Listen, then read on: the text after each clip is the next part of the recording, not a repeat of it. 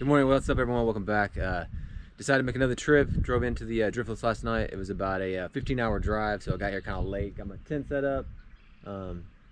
And yeah, it's about 32 degrees. It's about the earliest I've ever been to the Driftless. I usually wait till probably May and definitely June, but with I have some other trips planned, so I basically looked around and had some time available this weekend. So figured it takes about a day to get here, a day to get back, so I need at least 2-3 days of fishing. That's what I had free. So decided just to make an early trip. I don't know what it's going to be like. Never fished this early, like I said, but I heard that caddis and olives are starting to come off.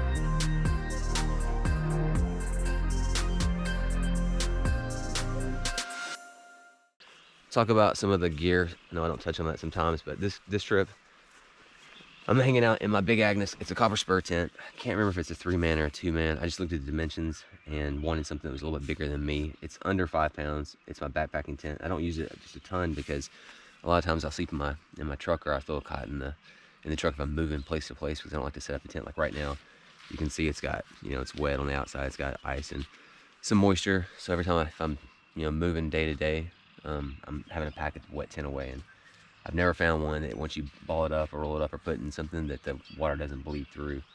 But anyway, this is the inside of it. So it's got a one of the snagless zippers, so it zips up and out, open and close pretty easily. It's got a door on both sides, so you can get in. Doesn't matter which side you get on. And it's got vestibules on both sides, so you can kind of see. It's got gear storage on both sides with little cords you can run cell phones and power and whatnot. Same thing here. Another vestibule. Put my headlamp in it. It's got a little catch up here. You can put a D-ring or something for carabiners. Run some more things like that. It's got, you can pull these back and put them in here. And tons of little cool things that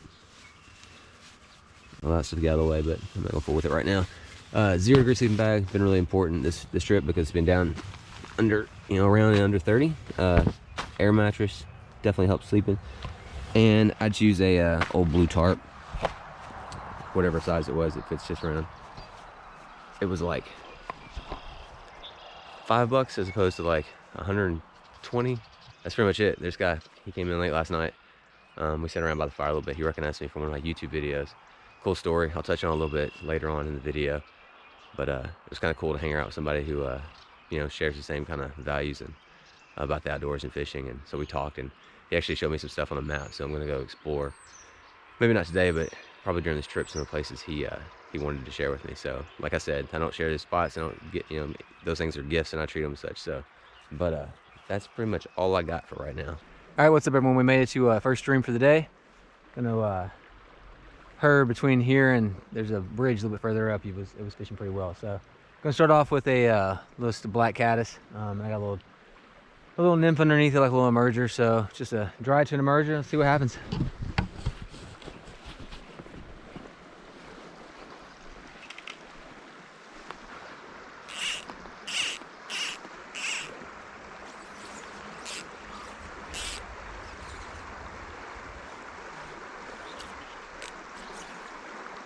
I like the little black caddis.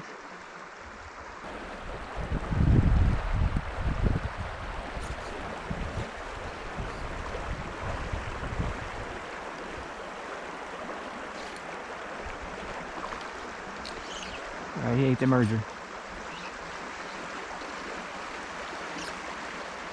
He's on 6X.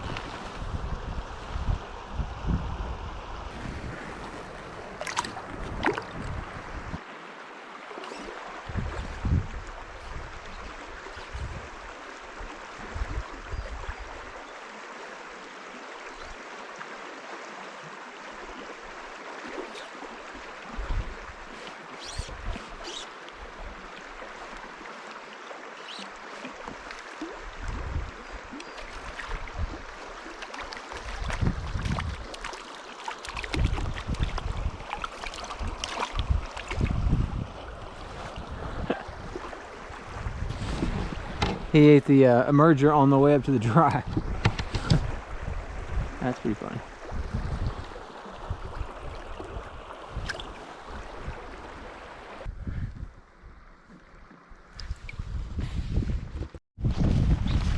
Okay, so I drove down about 20 minutes maybe.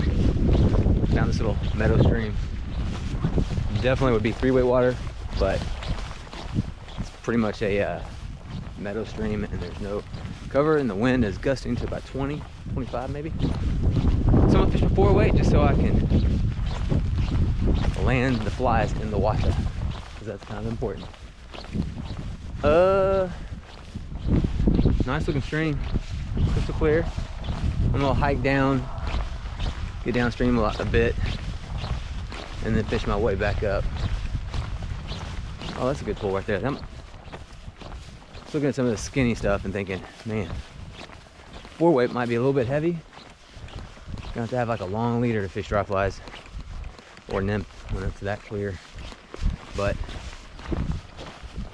we'll go see if we can find some fish. I don't like this right along the highway. It's kind of busy, lots of traffic, but this is pretty close to where I was fishing a little while ago. I was told it has good fishing, so we'll go figure it out. Like I said, kind of busy. That's a good looking hole right there.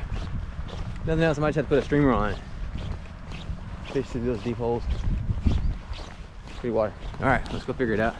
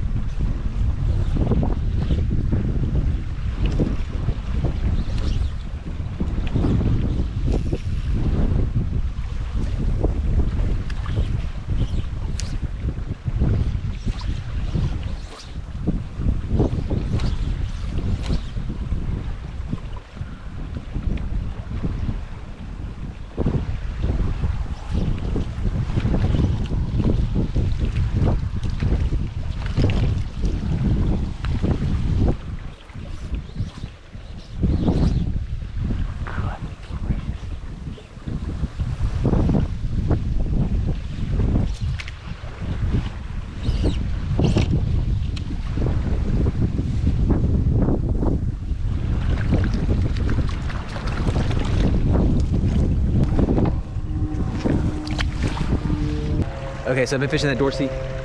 It's just a little bit too windy. It's catching a lot of drag. So I'm gonna switch up. This is one of those times when the Dorsey is just not very effective. So I'm gonna put on a pinch on indicator.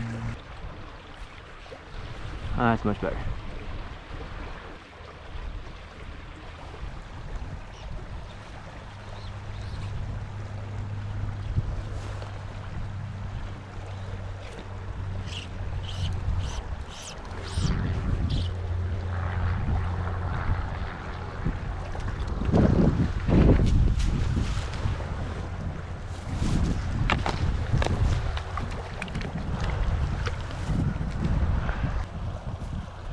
Try not to touch the fish, but to give you an idea.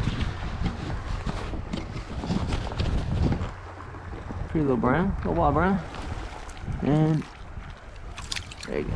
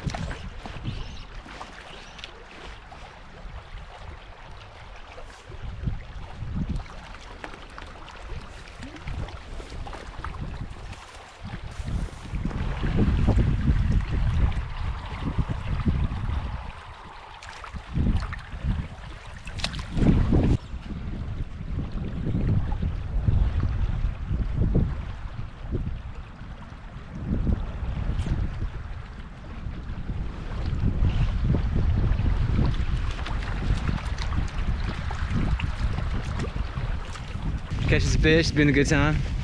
Wind is not my friend today, so, but no big deal. Catch some fish, so it makes up for it.